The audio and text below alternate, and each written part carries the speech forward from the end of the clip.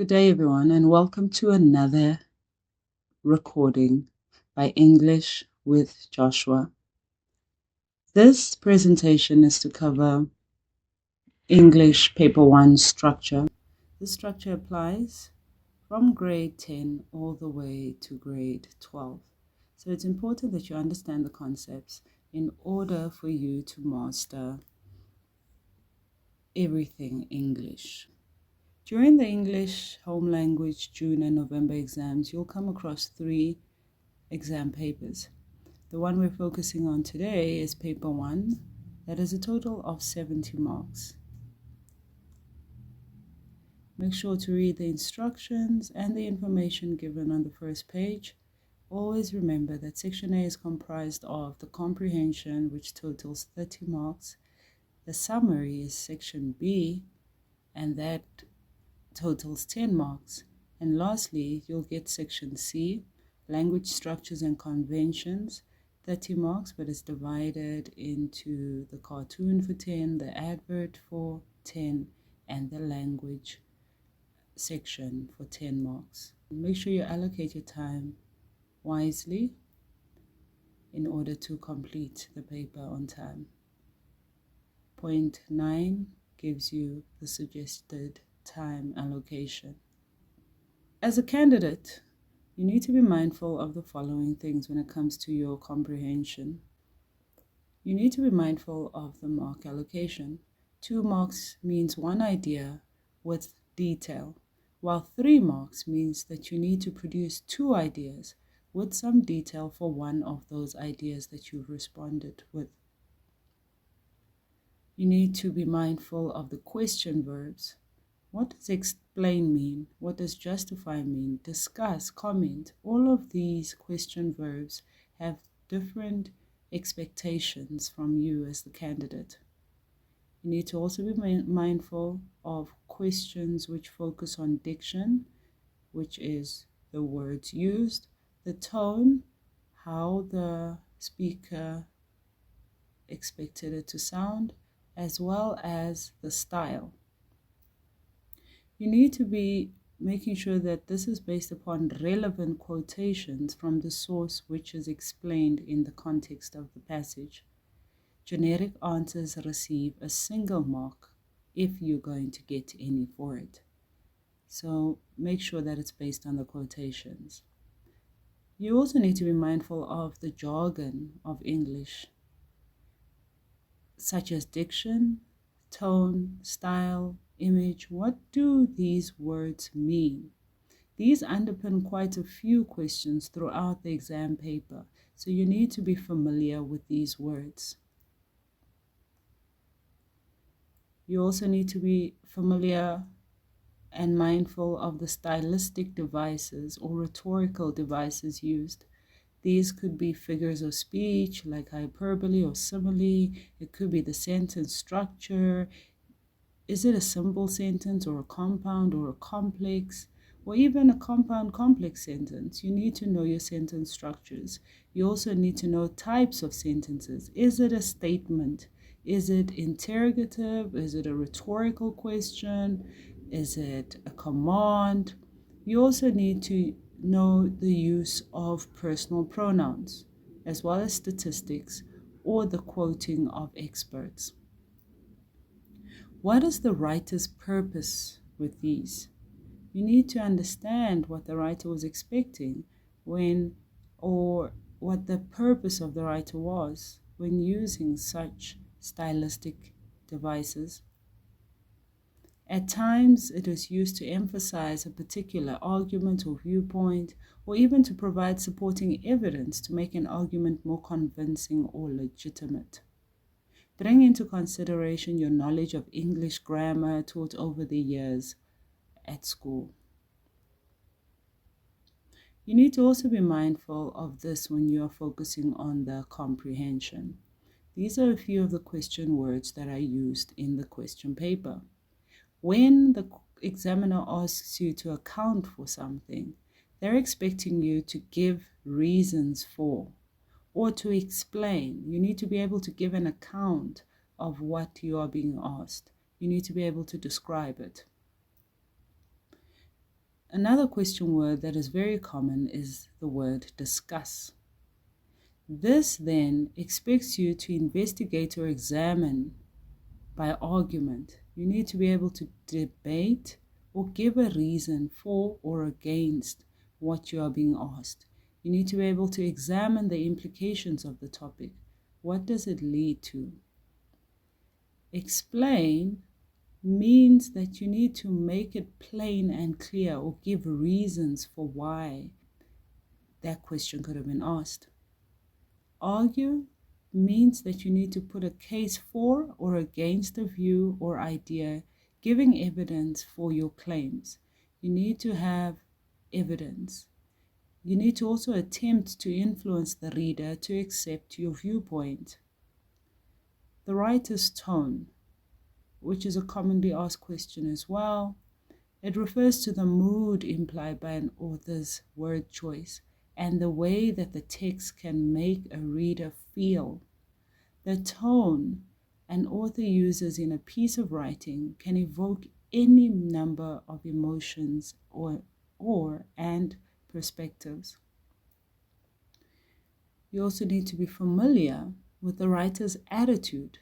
This is different from the tone, as this is when the writer expresses their attitudes through their word choices, sentence structures, and figurative language. The writer's attitude tends to fall into two broad categories. It could be formal and objective, or it could be informal and subjective. Here are other things that you need to be mindful of. The prevailing mood in the paragraph or the passage. It's important that you read properly and make notes on the side of each paragraph in order for you to be able to pinpoint ideas that could help you in your response to your questions without taking too much time focusing on just the comprehension. The prevailing mood in the paragraph or passage. This is the general atmosphere or emotional complexion. In short, the array of feelings that the work evokes in the reader. How do you end up feeling once you've read that paragraph? What was the writer expecting you to feel?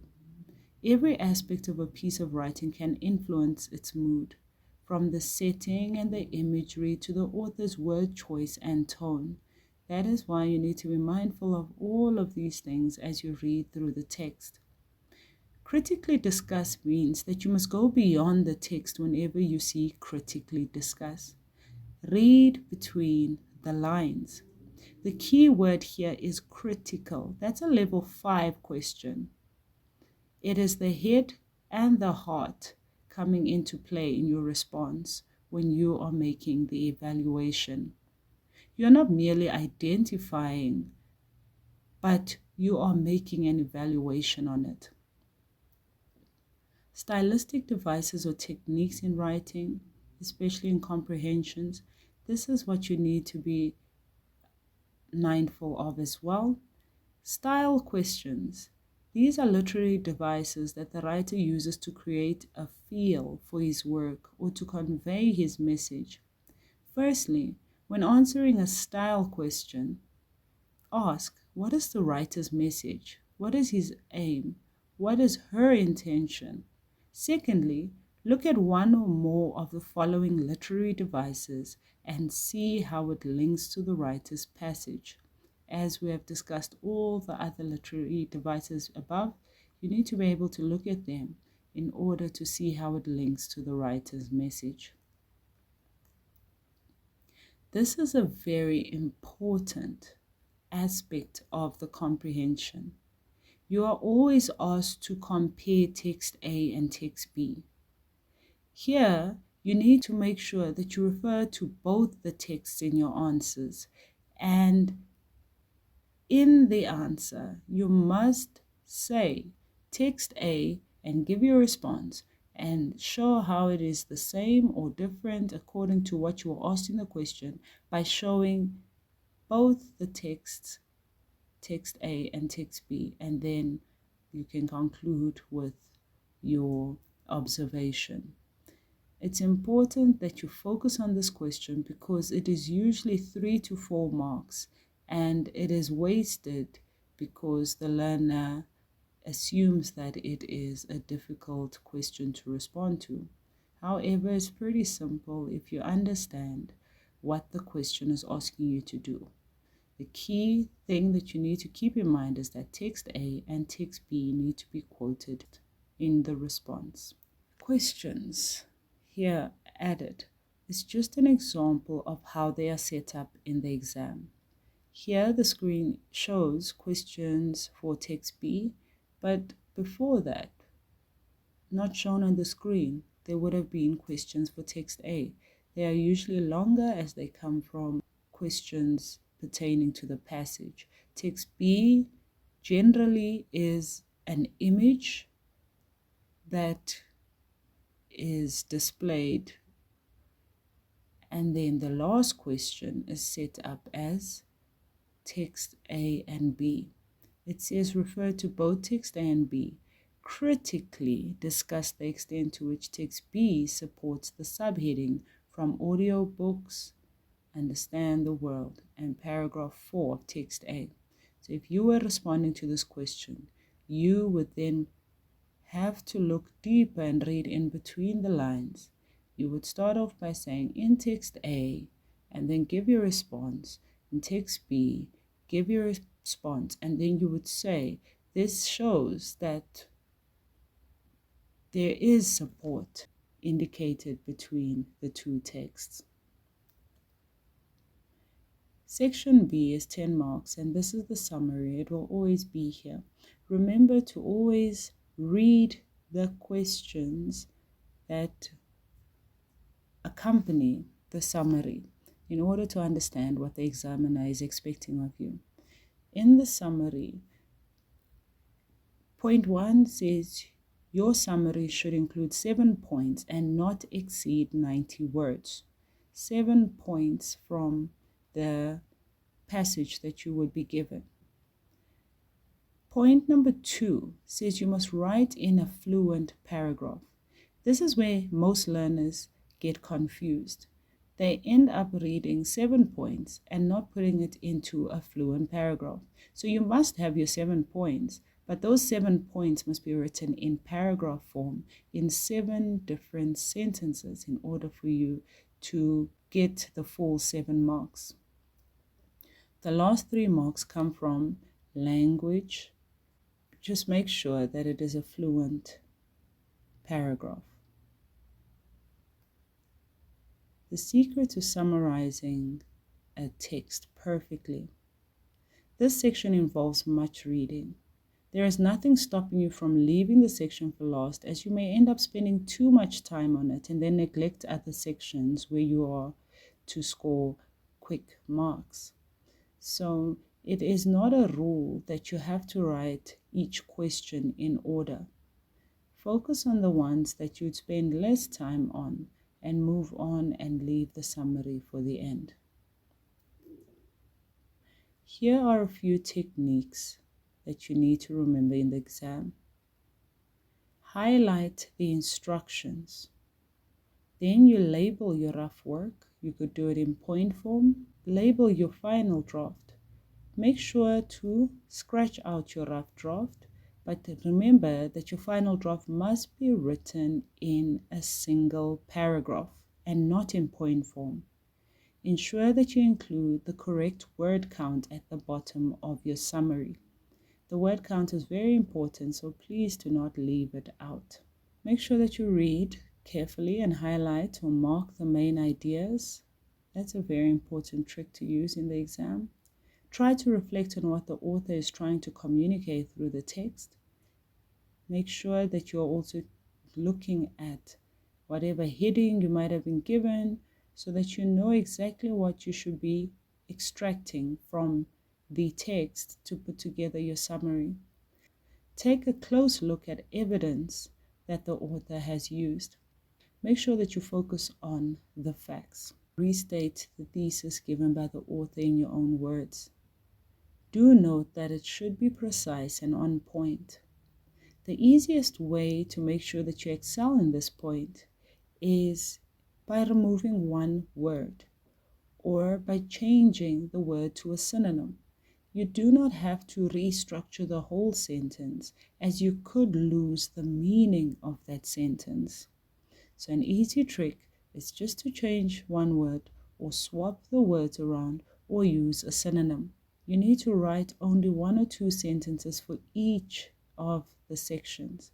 When I say section, I mean the paragraphs. There are a few paragraphs that will be provided to you in the text that you have to summarize. There should be 1 main sentence or even 2 in a section. So it would be a summary of each section, but not in too many words. Now you need to reread the article and check whether it is in sync with your summary. Remember that you must review your write-up and confirm whether you have covered the main points or not. Always use a logical structure. So it's best to make sure that you keep it in the order that you find the points in. Ensure you have answered the instruction in the summary, and this is where the reading comes in. You need to read over and over again. Try to ignore trivial information, as I've said, like examples or anything that sounds like it's not a fact. I've said another trick is to substitute phrases for one word. We watched TV while the sun was setting. You could change while the sun was setting to at sunset, or you could say at dusk. Try to simplify sentences. Rewrite direct speech into indirect or reported speech. Check the text for correctness and clarity. Check your grammar before you believe that you are done with your summary. Most candidates tend to summarize the test perfectly, but fail to action the instruction to write a fluent paragraph. Your final summaries should be in paragraph form and not in bullets or point form. Advertising is 10 marks. You have been doing advertising for years, so there are a few important things that you need to be mindful of. To what basic human need does this advert or any other advert you get in your exams appeal to? You need to understand the needs that an advert would be appealing to. Remember the purpose of advertising. It is to appeal to basic human needs in order to sell the product or the service. So what are these needs? It could be to be popular, to look good, to satisfy a hunger or thirst. It could be to inform or to educate or to express a point of view or to create expression, to entertain, to make money, to persuade. But there's a purpose. There's always a purpose for an advert. You need to also try to focus on the target market. Who is the advert meant or made for, and how do you know that? You need to look at the copy or the writing in the advert. Look at how it is placed, the font, all of that stuff to make sure that you understand what the purpose of the advert is. What sort of language is it using?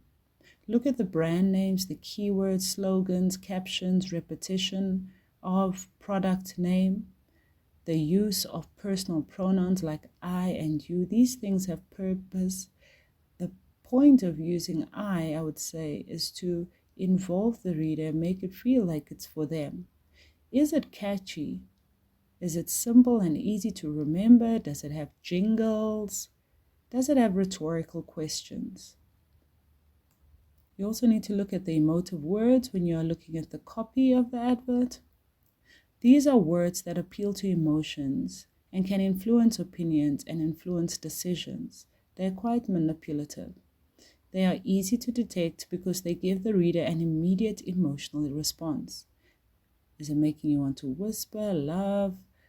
Do you feel warm or gentle? These words are emotive because they make us feel something. In this case, something good. They have certain connotations. In my previous video, I explained what connotations are, underlying emotive meanings. Connotations are the things that readers associate with these words. How informative or persuasive is the text? Is it old, stale, penniless? These could be connotations to the words used. These words all produce feelings that are distasteful, they're quite negative or ugly. What are the key words that you find in your advert? What is the slogan? Do they match? You need to look at the typography. That is the text size, the font size. You also need to look at punctuation like exclamation marks, question marks, and try to figure out why they would have been used in the advert. Then, as the candidate, you'd have to look at the layout of the advert. Look at the sizes of the pictures or the fonts or anything else that is on the advert. Look at where things are placed. Look at the blank spaces. Look at what is highlighted or what is emphasized in your advert. You need to remember the IDA principle at all times. We know what IDA represents because we've been studying it for quite a few years. What attention is the advert trying to attract from the reader? What interest is it trying to keep in the reader? What desire does it evoke in the reader? And what way does this advert get the reader to take an action?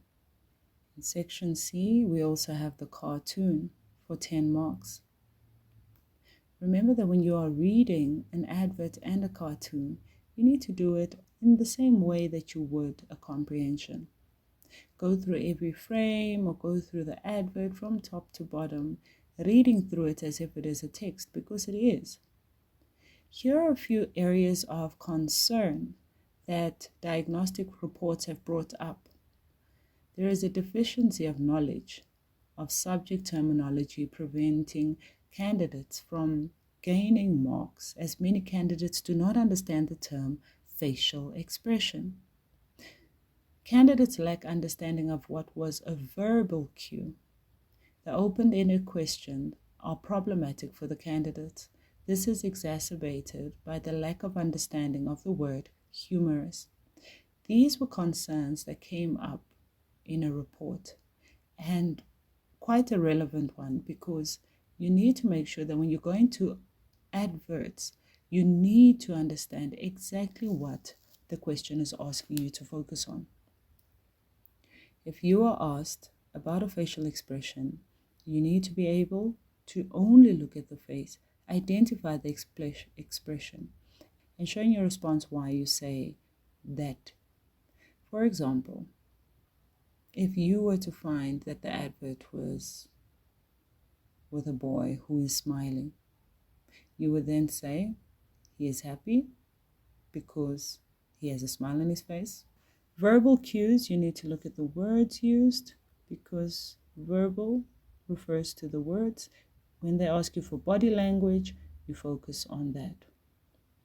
Refer to the mark allocation and write your answers based on the number of marks. Example, 2 separate points for 2 marks and 3 points for 3 marks. Make sure you focus on mark allocation. Revise words used to describe tone. Tone cannot just be happy or sad. So try to find words that describe tone. What the reader feels, we call this the mood. The tone is set by the writer. The mood is set by the reader. Facial expressions describe mood or feelings. Body language, font size, and punctuation. All of these things assist in us as the reader understanding the mood of the advert. Meta-language or visual literacy.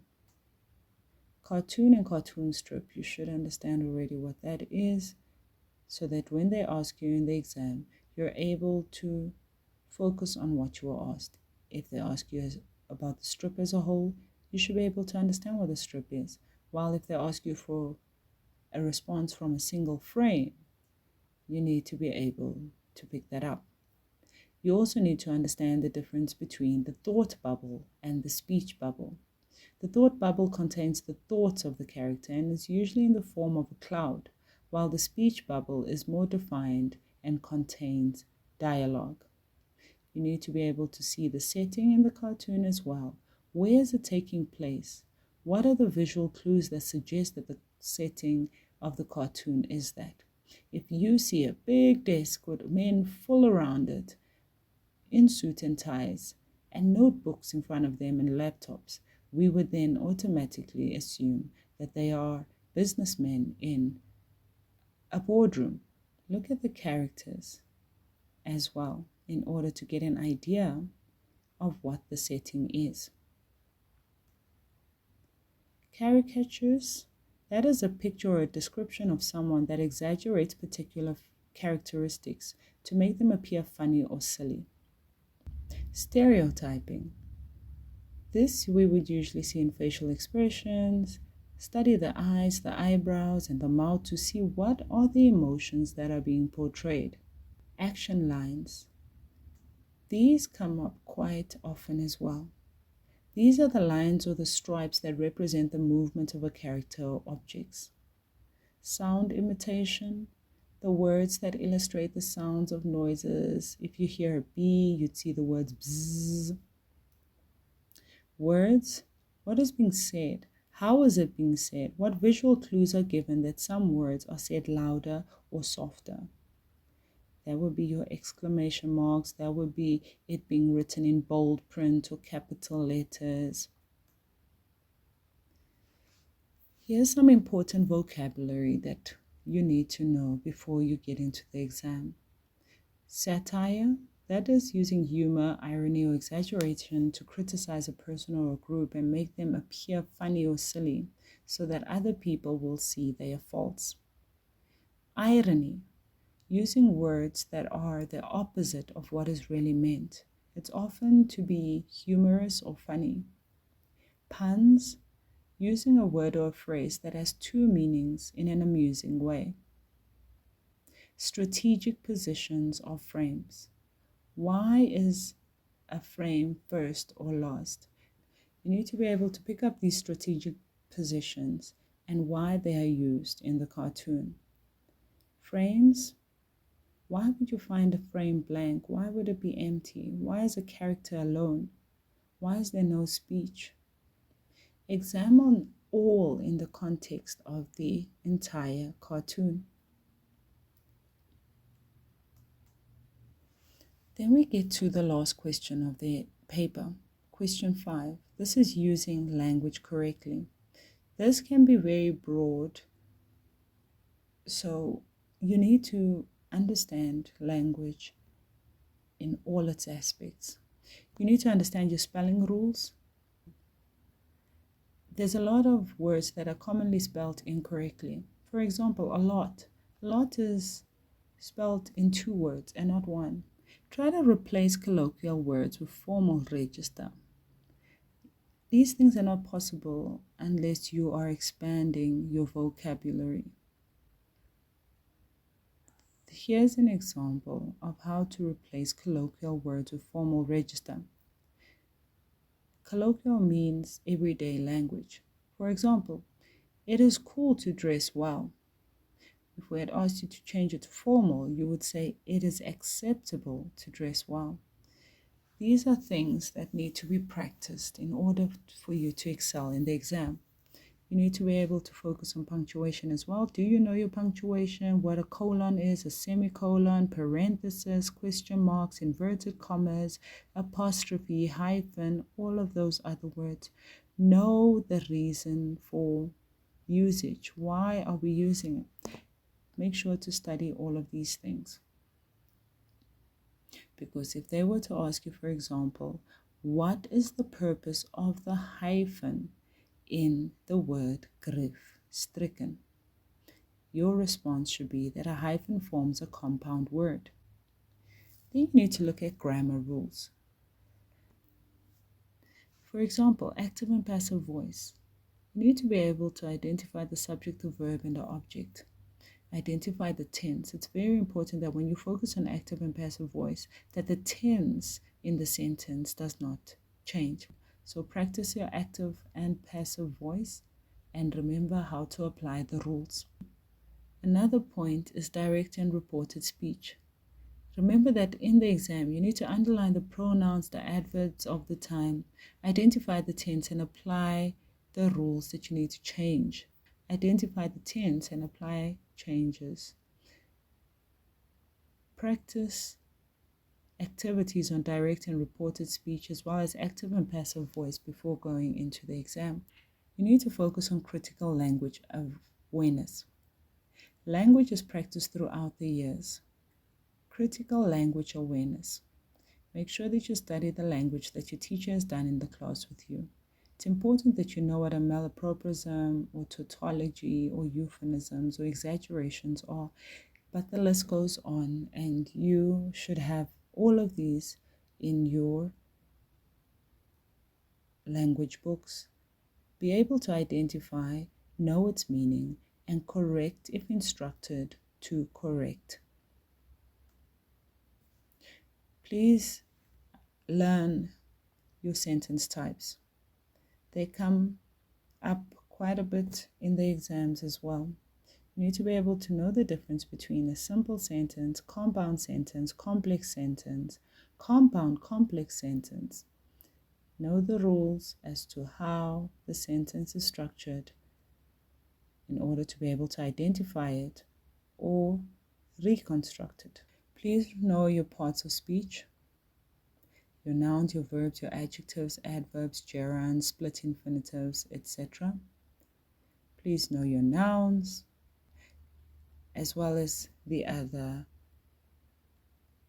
language aspects on the screen. Make sure to study all of these language aspects so that you are able to identify them and understand the purpose of them. The apostrophe comes up quite often. You need to understand why the apostrophe might be used in any of the words that are given to you. Is it to indicate omission or ownership or possession? Very important words that come up a lot in the matric exam: tautology or redundancy, malapropism, and concord error. Please be able to pick up your concord errors because it is quite common. Learn your spoonerism, learn your ambiguity, learn your cliches, your parts of speech, your morphology, your semantics, your abbreviations, your acronyms, your contractions. Good luck. Thank you for watching, and I hope you find this video helpful. If it is, remember to like, share, and subscribe.